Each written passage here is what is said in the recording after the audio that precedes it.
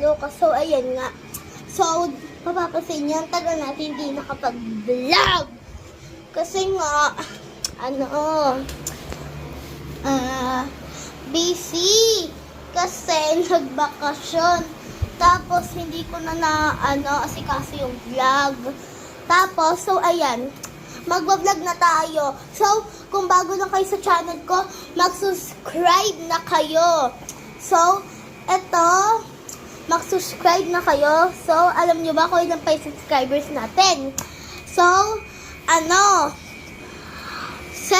subscribers lang tayo, mga kalukas. Ang i-vlog natin ngayon ay may nabili si Mami na bidet. So, Mami, mag-hi ka muna. Ito nga pala si Mami Kriza. O, Mami, ilang taon ka na? 37. 38 sa May 7. 7. So, si Mami busy ngayon kasi marami siyang inaasikaso. Di, Mami? Sabi mo, Mami, mga kalukas. Yes, mga kalukas. Yan, no? Sa SF Express na trabaho. So, ayan. Papakita ko na sa inyo yung bidet namin. Ito yung bidet namin, no? Ito siya, mga kalukas. So, ayan. Ito try na. Ang lakas niya, mga kalukas, ha? Oh, tignan niyo. Tignan niyo, mga kalukas. Tignan niyo. Pwede siya gawing fountain. O, diba, mga kalukas? Ayan, pwede din siyang, pwede din siyang kapag nag-sunbox ka ng sahig, pwede ito yung pambanlaw mo. Alam niyo ba, mga kalukas?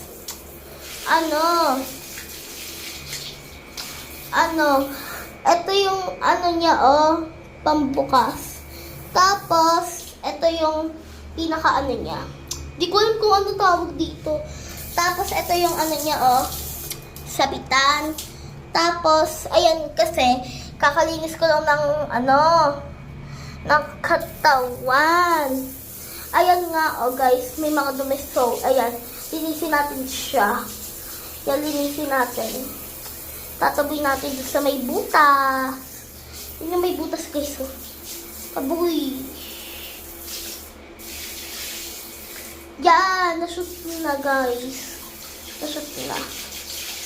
So, ang iba-vlog ko pa sa inyo. So, tapos na tayo dito sa bidet. Ang iba-vlog natin, ito, may award ako. After UN at may medal pa ako. So, yun lang. Bye-bye!